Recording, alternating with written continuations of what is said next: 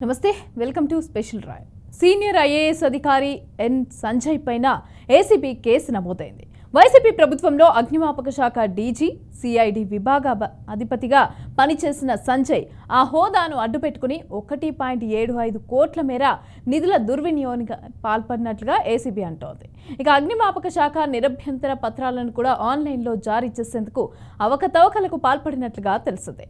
అగ్ని అలాగే NOC website, mobile app అభివృద్ధి, నిర్వహణ, 150 ట్యాబ్ల సరఫరా కాంట్రాక్ట్ను సౌత్రికా టెక్నాలజీస్ అండ్ ఇన్ఫ్రాకి సిఐడి తరపున ఎస్సీ ఎస్టీ అట్రాసిటీ నిరోధక చట్టం పైన దళితులు గిరిజనులకు అవగాహన సదస్సుల నిర్వహణ కాంట్రాక్ట్ను క్రిత్యాప్ టెక్నాలజీకు నిబంధనలకు విరుద్ధంగా కట్టబెట్టారు.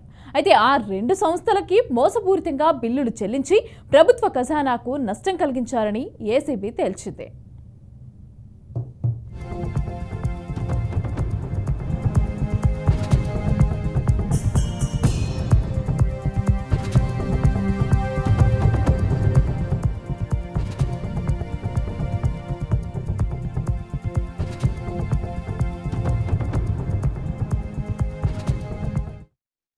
అవినీతి నిరోధక చట్టంలోని పలు సెక్షన్ల కింద సంజయ్ పైన ఏసీబీ కేసు నమోదు చేసింది.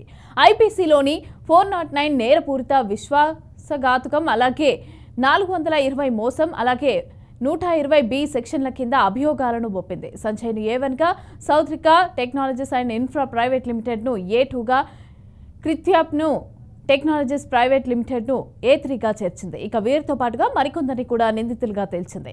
దర్యాప్తులోని అంశాల ఆధారంగా మరికొందరిని నిందితులుగా చేర్చనుంది.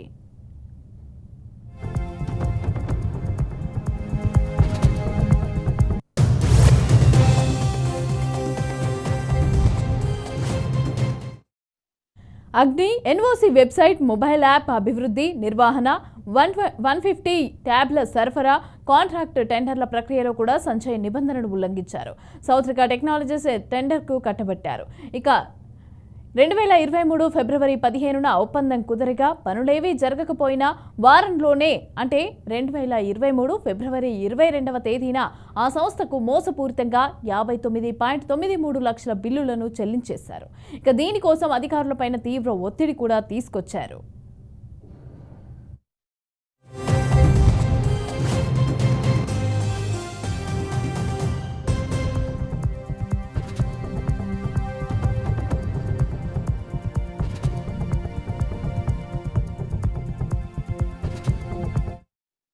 నిజానికి టెండర్ నిబంధనల ప్రకారం సౌత్రికా టెక్నాలజీస్ అగ్ని ఎన్ఓసి వెబ్సైట్ అలాగే యాప్ కార్యకలాపాలు ప్రారంభించి ట్యాబ్లన్నీ సరఫరా చేస్తే 50% శాఖపరమైన అంతర్గత సమీక్షా కమిటీ నివేదిక అందిస్తే 25%, సెక్యూరిటీ ఆడిట్ పూర్తి చేశాక 20% బిల్లులు చెల్లించాలి.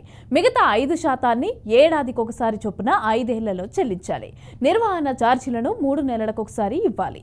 ఈ నిబంధనలన్నింటినీ కూడా సంజయ్ గాలి కొదిలేశారనేది ఏసీబీ వాదన. ఇక పనుల పురోగతి పరిశీలించకుండానే ఆగమేఘాలపైన ఆ సంస్థకి నిధులు చెల్లించేశారు. ఇక 50% పనులు పూర్తి చేసినట్లుగా సంస్థ సమర్పించిన తప్పుడు నివేదికల్ని ఆమోదించి బిల్లులను ఇచ్చేశారు. వాస్తవంగా ఎంత పని జరిగిందో పరిశీలించలేదు. ఆ బిల్లులు చెల్లించాలి అంటూ సంజయ్ సంబంధిత అధికారులపైన తీవ్ర ఒత్తిడైతే తీసుకొచ్చారు. ఇక ఆ సంస్థతో కుమ్మక్కయ్యారని ఏసీబీ అంటోంది.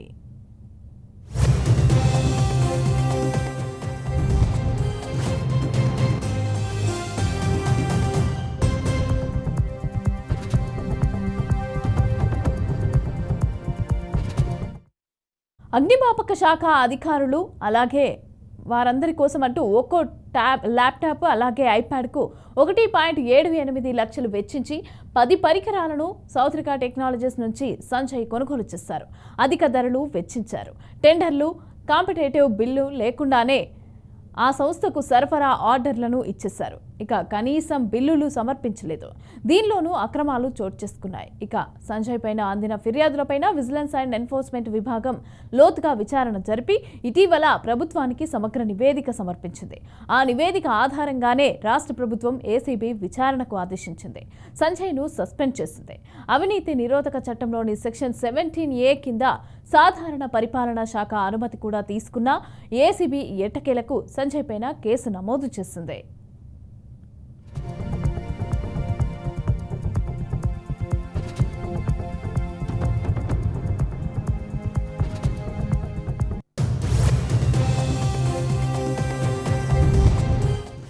సిఐడి విభాగాధిపతిగా బాధ్యతలు నిర్వహించిన సంజయ్ ఎస్సీ ఎస్టీ అట్రాసిటీ నిరోధక చట్టంపైన దళితులు గిరిజనులకు అవగాహన సదస్సుల నిర్వహణ కోసమంటూ షార్ట్ టెండర్లను పిలిచారు. ఇక దీనిలోనూ సౌత్రిక టెక్నాలజీస్ అలాగే క్రిత్వెప్ టెక్నాలజీస్తో పాటుగా మరో సంస్థ పాల్గొంది.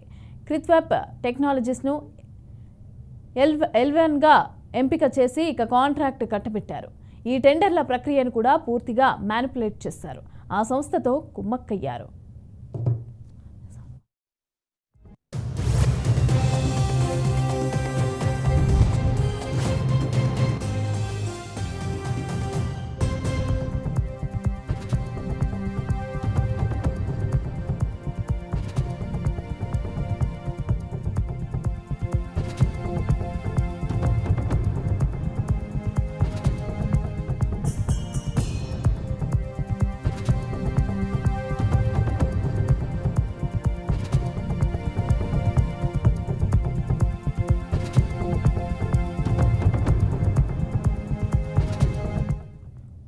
క్రిత్వెప్ టెక్నాలజీస్తో ఒప్పందం జరిగిన వారం రోజుల్లోనే ఎస్సీల కోసం సదస్సుల నిర్వహణకు 59.52 లక్షలు, అలాగే ఎస్టీల కోసం సదస్సుల నిర్వహణకు 59.51 లక్షల చొప్పున ఆ సంస్థకు మోసపూరితంగా మొత్తం 1.19 కోట్ల బిల్లులను చెల్లించారు.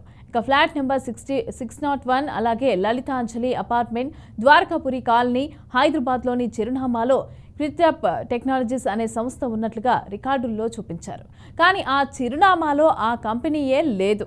ఎస్సీ ఎస్టీ అట్రాసిటీ నిరోధక చట్టంపైన దళితులు అలాగే గిరిజనులకు అవగాహన సదస్సులను సిఐడి ప్రాంతీయ కార్యాలయాల్లో ఎక్కడికక్కడ నిర్వహించారు.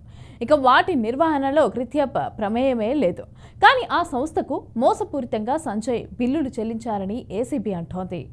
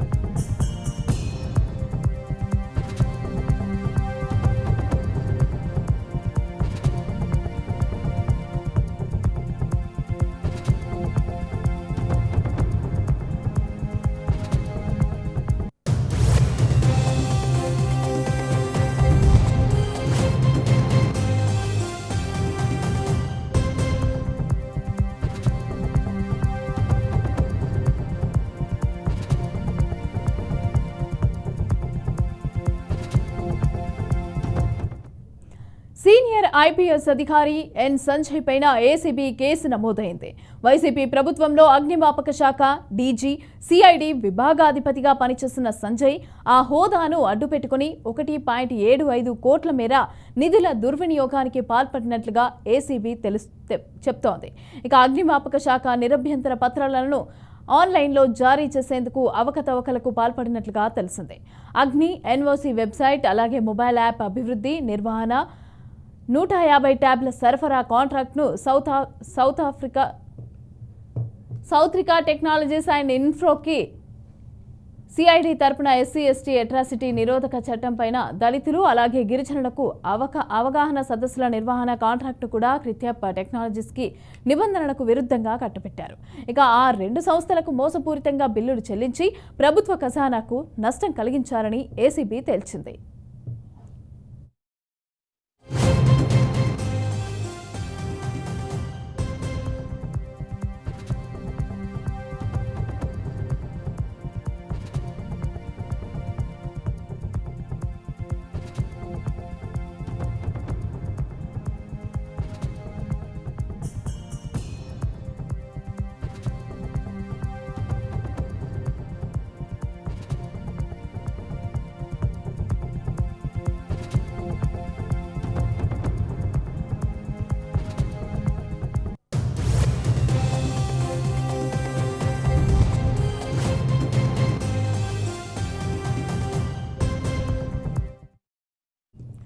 అవినీతి నిరోధక చట్టంలోని పలు సెక్షన్ల కింద సంజయ్ పైన ఏసీబీ కేసు నమోదు చేసింది. ఐపీసీలోని 409 నేరపూరిత విశ్వాసఘాతుకం, అలాగే 420 మోసం, 120B సెక్షన్ల కింద అభియోగాలను మోపింది. ఇక సంజయ్ను A1 గా, Sowtrika technologies and infra private లిమిటెడ్ను A2 గా, క్రిత్యప్ టెక్నాలజీస్ ప్రైవేట్ లిమిటెడ్ను A3 గా చేర్చింది. వీరితో పాటుగా మరికొందరిని కూడా నిందితులుగా తేల్చింది. దర్యాప్తులోని అంశాల ఆధారంగా మరికొందరిని నిందితులుగా చేర్చనుంది.